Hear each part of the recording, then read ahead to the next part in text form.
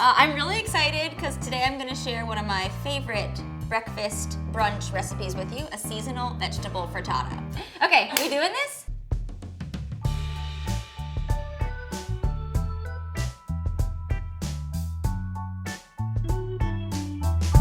Here's the thing about frittatas. They're excellent for all year because basically every vegetable wants to be nuzzled inside of creamy eggs and then baked in the oven. It is like their dream destiny. So to start the frittata, it needs an onion. You don't have to chop anything super fine. It can all be a little bit rough. It's a rustic frittata.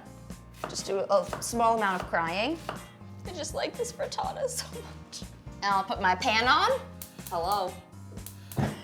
Okay. Terrifying. I'm gonna throw a little olive oil into the bottom and just get it going. Also, the oven is preheating because it's a two-step process. So I'll add a little bit of salt. Let it start cooking. And then these guys, Jesus. I'm just gonna chop up a good quantity, about a cup. And then I'm gonna just go ahead, because these take a while to cook, so I'm gonna add them into the onions while they're sauteing. See you later. And then add a few cloves of garlic. And you know I'm gonna garlic press these garlics.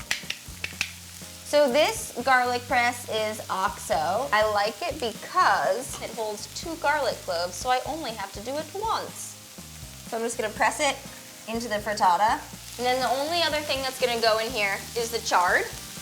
So the chard has, right, like the leafy part, and then he has the reedy part at the bottom. And this part takes longer to cook. So take the stems off and just kind of pull on them.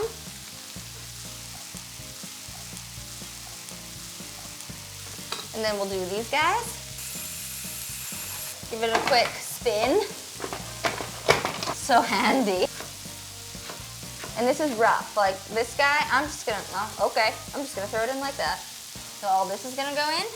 And then I'll let it cook down for a few minutes. So then, multitasking, while this is cooking, we'll prep our eggs.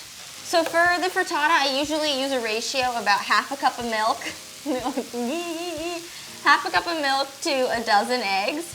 And yes, I am cracking my eggs directly into the bowl. And in total, I'm gonna use about a half a cup of milk, but I've got a little trick for the second half. So I'm gonna start with about a quarter of a cup. You'll have to stick around to find out why. Ooh. Engaging plot point. Whisk if you got one instead of a fork because you will aerate your eggs more. But you do want to make sure your burner's on as low as possible because the idea is that your eggs cook slowly, which is what makes them like jammy and delicious. So a little more oil, and then we'll put in our eggs. And then I start whisking, and I'm just gonna whisk it until either my arms fall off or I make a soft scramble.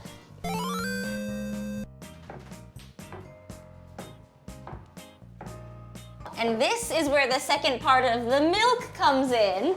So the fat is going to slow down the cooking process of the egg, which gives me more of an opportunity to add the additional ingredients. Then we're gonna add some cheese.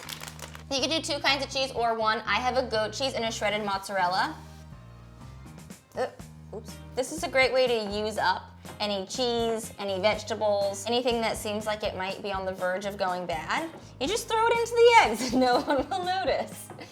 I'm mixing and mixing, and then the final thing to do before it goes in the oven is kind of smush it around a la frosting a cake.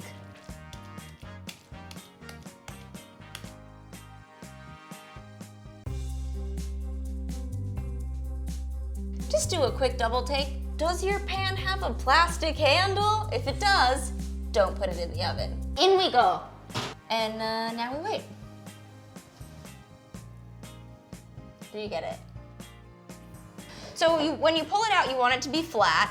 You want it to have a little bit of color around the outside. So you want it to just have like a little bit of a light give. So it's like as soon as you get some color around the outside, pull it out.